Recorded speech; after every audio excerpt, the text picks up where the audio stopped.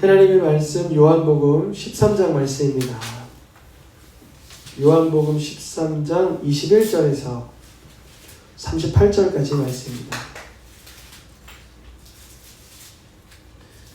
한 절씩 교독하여서 읽겠습니다.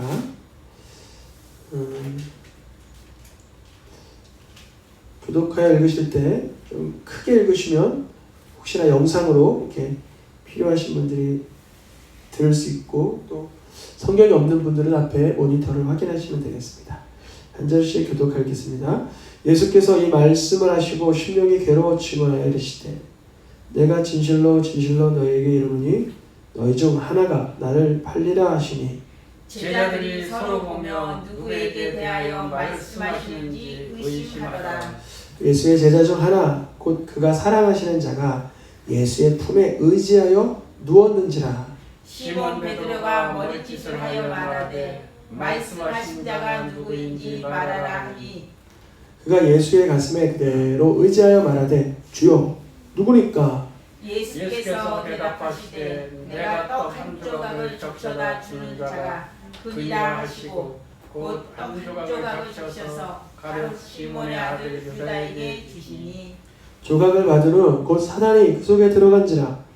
예수께서 유다에게 이르시되 내가 하는 일을 속해하라 하시니 이 말씀을 무슨 뜻으로 하셨는지 그 앉은 자 중에 아는 자가 없고 어떤 이들은 유다가 동태를 맡았으므로 명절에 우리가 쓸 물건을 사라 하시는지 혹은 가난한 자들에게 무엇을 주라 하시는 줄로 생각하더라.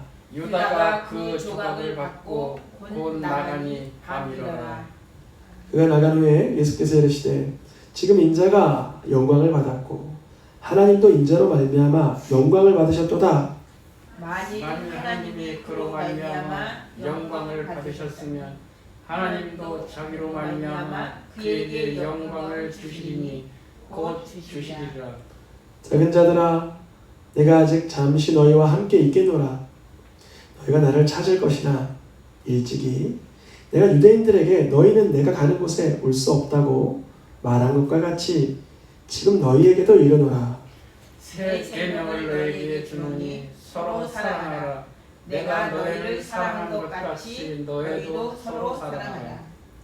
너희가 서로 사랑하며 이로써 모든 사람이 너희가 내 제자인 줄 알리라.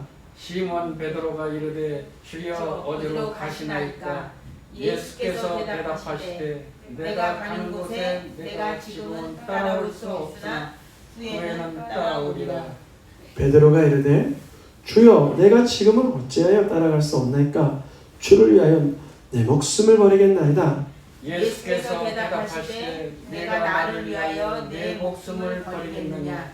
내가 진실로 진실로 내게 이르노니 다 굴기 전에 내가 3번 나를 부인하리라. 아멘. 다시 예수 그리스도라는 주제로 요한복음 강해가 진행 중입니다. 리더십을 연구하는 사람, 리더십, 어떤 사람들의 무리를 유능하게 이끌어가는 그 능력이죠. 리더십을 연구하는 사람들이 인간관계에 대해서 말할 때 예수님의 리더십에서 많은 그 아이디어와 좋은 점을 찾아냅니다. 그러니까 이 리더십을 연구하는 사람들은 예수님을 유심히 관찰한다는 거죠. 왜냐하면 예수님이 참 훌륭한 리더로 여겨지기 때문에 그렇습니다. 왜냐하면 제자들이 훗날 예수님의 말씀 그대로 실천하고요, 순종하고요, 목숨까지 버리니까 이런 리더가 어디 있겠습니까? 그리고 리더는 그 육체의 본연의 자리에 있지도 않았는데 제자들은 아주 일사불란하게 그 말씀에 순종하는 모습이 연구하는 사람들로 하여금 이렇게 감동이 되고 이렇게 관찰해 할 수 있는 그런 마음을 일으켰습니다. 그런데 리더십의 롤 모델격인 예수님께서 많은 사람이 예수님의 리더십을 연구하고 있는 그 와중에 오늘 요한복음 13장에서 아주 끔찍한 균열이 일어납니다. 끔찍한 균열. 제자 하나는 스승을 팔라고 하고 있고 대표적인 제자는 결정적인 순간에 스승을 모른다고 하여 우리에겐 이런 의문이 듭니다. 이게 무슨 리더십이야? 이게 무슨 공동체야? 이게 무슨 연구할 대상의 가치가 있어? 라는 부분이 오늘 13장에 등장합니다. 많은 사람들은 예수님을 훌륭한 리더로 여겨서 심지어 예수님을 그리스도로 믿지 않는 사람도 예수님을 열심히 연구해요. 그래서 그곳에서 아이디어를 착안한단 말이죠. 근데 그런 예수님의 사역 가운데 가장 정말 지우고 싶은 균열이 오늘 13장에서 일어납니다. 유다는 배신하고요. 베드로는 부인하고요. 이것이 무슨 리더십입니까? 오늘의 본문의 구조는 정말 독특해요. 먼저 앞부분에는 가룟 유다가 배신할 것이 기록이 되어 있고요. 후반부에는 베드로가 부인할 것이 기록되어 있어요. 그렇죠. 그 중간에는 무슨 말씀이 있죠? 서로 사랑하라. 그래서 오늘 본문의 구조를 보면 정말 독특한데 유다는 배신한다라고 예수님 알려주셨고 베드로는 부인한다라고 알려주시는데 그 중간에 무슨 말씀이 있다고요? 서로 사랑하라. 우리 오늘 13장을 요약하면 이렇게 말할 수 있어요. 배신과 부인 한 가운데서 피어난 사랑. 참 신기하죠, 구조가. 배신과 부인 한 가운데서 피어난 사랑. 우리 사람이 얼마나 사랑하기 어렵습니까? 그런데 거기다가 사랑 못할 만한 상황을 앞뒤로 전후로 우겨쌈을 당하고 계신 거예요. 사면 초가의 상황이라 그러죠. 전후 좌우 앞뒤 위아래를 봐도 아무런 빠져나갈 길이 없는 거예요. 물론 사랑은 조건이 없는 게 사랑이죠. 그런데 아무리 조건이 없는 것이 사랑이라 할지라도 상대가 배신하고 상대가 나를 모른다라고 하면 어떻게 해야 됩니까? 예수님 말씀은 서로 사랑하라 라는 말씀을 주셨습니다. 제자들은 저 돈깨 맡은 유다 예수님한테 분부받아서 나가는 거겠다 이렇게 생각을 했다는 거예요. 사도 요한이 이 사건을 40-50년 뒤에 되뇌이면서 쓴 것이 요한복음인데요. 요한복음은 복음서 중에서도 가장 나중에 서신서보다도 나중에 가장 끄트머리에 쓰였어요. 80년대, 90년대, AD 8-90년 사이에 적성됐기 때문에 사도 요한이 예수님을 팔아 넘기려고 했던 유다의 모습을 그때 회상해 보면 제자들은 그의 모습을 보면서 그를 아무도 나쁘게 여기지 않았다는 거예요. 얼마나 위장술이라 그러죠? 이렇게 얼굴에다 바르고 숲속에 들어가면 안 보이는 것처럼 전혀 몰랐다는 거죠. 예전에 예수님이 부르시면 파도 위도 막 뛰어왔어요. 제사장의 귀도 막 잘랐어요. 누구죠? 이렇게 용감했던 베드로가 아주 겁쟁이가 돼요. 그것이 바로 베드로의 부인 사건이죠. 예수님은 베드로도 유다도 그리할 거를 당연지사로 아는 상황에서 서로 사랑하라 라는 말씀을 주신 거예요. 이렇게요. 서로 사랑하라. 내가 너희를 사랑한 것 같이 너희도 서로 사랑하라. 이 말씀을 그 당시에는 도무지 몰랐는데 사도 요한이 이 요한복음을 기록할 때는 막 눈물이 났을 거예요. 그렇지. 예수님은 다 아셨지. 근데 그때 그 배신과 부인 한복판에서 이 말씀을 주신 것이지 하고 작성하고 있는 것입니다. 가룟 유다의 배신, 베드로의 부인 사이에는 위대한 서로 사랑하라 라는 말씀이 놓여 있던 거예요. 여러분, 예수님께서 이 말씀을 하실 때 베드로만 부인하고 가룟 유다만 배신했다면 그렇구나. 다른 10제자들은 좀 그래도 돈독했구나. 그럴 수 있는데요. 33절에 보니까 이렇게 기록되어 있어요. 해석이 좀 필요한 말씀인데요.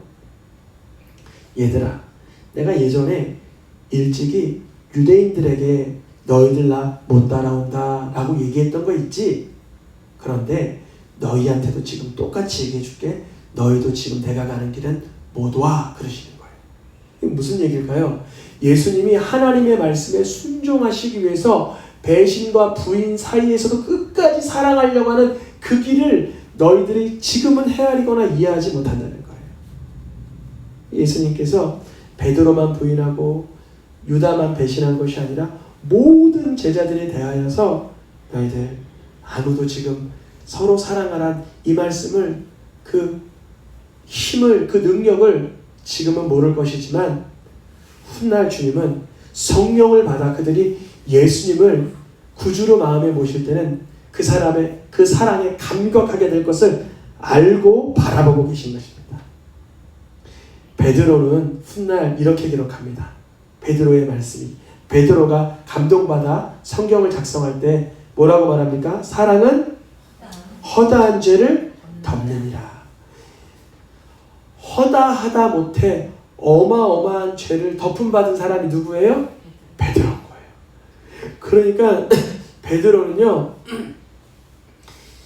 누구를 향해서 핀잔하거나 이렇게 나무랄 수가 없는 것이 자신이 그 뜨거운 사랑으로부터 허다한 죄가 덮음받아 보니까 그 사랑으로 인하여서 자기 죄로부터 무엇을 받았어요? 해방을 받아본 사람이에요.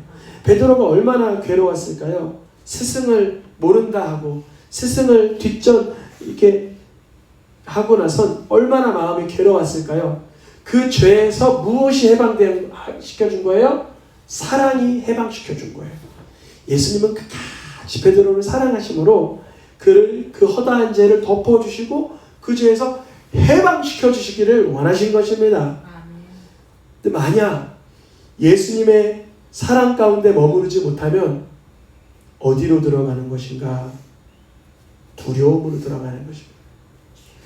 예수님의 사랑을 여러분 신뢰하기를 축원합니다. 예수님의 사랑을 마냥 어린아이처럼 누리시기를 축원합니다. 가룟 유다는요, 예수님을 아주 잘 3년 동안을 따라다녔음에도 불구하고 예수님이 자신 사랑하는 것을 여기에 받아들이질 않았어요. 안타깝죠.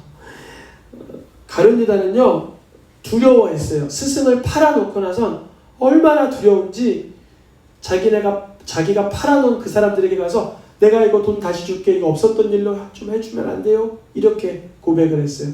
근데 가룟 유다는 그분들에게 찾아갔으면 안 되고 누구에게? 예수께로 나와왔어야 되는 거예요. 예수님, 내가 이 모양입니다. 그래야 돼요. 근데 그것도 성취되지 않으니까 그냥 그것을 내던져버리고 자기의 그 목숨을 끊어버리죠. 이거를 오늘 묵상하는 이런 마음 주시더라고요. 죄를 예수님 앞에서 드러내 보이지 않으려는 끝까지 자기 의로 꽁꽁 싸매임 받은 안타까운 인생의 끝날입니다. 여러분, 우리가 예수님 앞에 우리의 부끄러운 거 내놓아도 괜찮습니다. 우리 연약하고 허약하고 무능하고 정말 허망한 우리의 모습이 예수님에게는 이렇게 들통나도 괜찮습니다. 왜냐하면 예수님이 그것을 하하호 기뻐하시는 것은 아니지만은 그것을 받으셔요. 그것을 인정하세요. 우리의 허약함과 무능함과 무절제함과 어리석음을 알고 계셔요. 베드로는 그것을 경험한 거예요. 허다한 죄를 덮어주시는구나. 나를 해방시키는구나. 그러나 사람들은 거기서 두려워하는 가운데 벌벌 떨면서 사랑을 바라보지 아니하고 두려움 속에서 형벌을 향하여 뚜벅뚜벅 걸어갔던 것입니다. 여러분, 예수님께서는 가룟 유다가 단돈 30냥에 예수님을 팔아버릴 걸 알고 계셨어요. 베드로가 사람들 앞에서 모른다고 할 거 알고 계셨어요. 그런데 여러분 잘 보세요. 본문을 다시 한번 보면요, 내가 지금 너희에게 사랑에 대한 말씀을 계속 주는 이유는 내 계명은 사랑을 하는 것인데 너희도 사랑하게 하기 위해서 내 사랑을 끝까지 보여주는 것이다. 마치 우리 지난주에 예수님이 왜 세족식을 해주셨다 그랬죠? 너희도 그렇게 행하게, 그렇게 누리게, 그렇게 살아가게, 그렇게 정말 만끽하게 하려고 내가 본을 보여준 것처럼 제자들의 배신과 부인 한복판에서 끝까지 사랑한다는 말씀을, 사랑하라는 말씀을 주시기 이유는 내가 그렇게 사랑한 것 같이 너희들도 사랑하게 하려 하기 위함이다 라고 말씀하신 거예요. 또 우리 이러잖아요. 이 정도 상황에는 내가 사랑이 안 됩니다. 그 사람이 내게 좀 잘못했어야죠. 아주 못되게 했습니다. 엄하게 했습니다. 나를 아주 모질게 했습니다. 그러나 예수님은 배신과 부인이라는 그 모진 한복판 속에서 사랑을 고수하신 것처럼 우리도 되지 않을지라도 너희도 행하게 하려고 하여 본을 보이신 예수님을 바라보면 주님이 역사하십니다. 아멘. 이거 정말 비밀입니다. 바로 이거죠. 우리 파란 글씨만 먼저 읽어볼까요? 그가 우리를 위하여 목숨을 버리셨으니 우리도 형제를 위하여 목숨을 버리는 것이 마땅하니라. 예수님이 나를 위하여 목숨을 버리셨으니 나도 목숨 버리는 거 마땅하다 라고 이게 이퀄이 되기, 이것이 등식이 성립하기 위해서 그 중간에 예수님의 사랑을 알게 되고 이로써 우리가 사랑을 맛보게 되고 이것이 우리 속으로 쑥 들어와야 됩니다. 여러분, 때로는 가룟 유다처럼 나를 그냥 이득의 대상으로 여기는 사람도 있어요. 저도 예전에 직장생활도 이렇게 여러 곳에서 해봤는데 여러 직종에서도 일을 해봤지만 그냥 하나 사람을 그냥 일개의 이윤의 수단으로 보는 사람도 있어요. 마치 가룟 유다처럼. 또 때로는 나를 그냥 무시하고 모른 체 하는 사람도 있어요. 그럴 때 그리스도 예수의 사랑을 알아버린 사람은 내 자존심이나 내 어떤 이윤이나 내 어떤 유익이 무너질지라도 사랑하는 것이 마땅하다는 것입니다. 여러분, 예수님께서 가룟 유다의 발을 씻어주실 때 우리 입장에서 보면 그거 얼마나 무의미합니까? 그거 얼마나 허비하는 것 같습니까? 그런데요, 한결같이 끝까지 사랑하신 그 사랑의 모습이 누구 눈에 비쳤을까요? 베드로 눈에 비치는 거예요. 베드로는 우리 스승은 저자가 팔아버릴 거 아는데도 끝까지 사랑하시는데 당연히 나도 사랑하시겠지. 나 같은 자도 품어주시겠지. 우리가 보기에는 무의미한 사랑, 허비하는 것 같고 정말 그런 것 같지만 그 사랑이 베드로가 돌이킬 수 있는 유일한 구원의 길이었습니다. 가룟 유다는 끝까지 그 사랑을 믿질 않았어요. 우리도 예수님의 사랑을 부분적으로만 받을 때도 있어요. 저부터가 제한하거나 그럴 때 있어요. 그런데요, 예수님은요, 예수님의 사랑을 많이 우리가 이렇게 받아들이길 원하세요. 맞닥뜨리길 원하세요. 누리기를 원하십니다. 예수님은 전부를 주신 거예요. 가룟 유다를 향하여, 베드로를 향하여, 다른 열 제자를 향하여, 우리들을 향하여 전부를 주신 줄 믿습니다.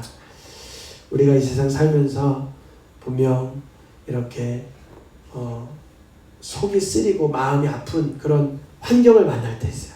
그때 오늘 본문을 다시 한번 그려보면 좋겠습니다. 예수님은 부인과 배신 그 한복판에서 끝까지 사랑을 피워내셨구나. 나도 한번 그렇게 해보자. 예수님을 바라보면 그 능력을 부어주시는 줄 믿습니다. 우리로서는 불가능하지만 놀라운 능력을 부어주시는 줄 믿습니다. 우리 찬양하며 기도하겠습니다.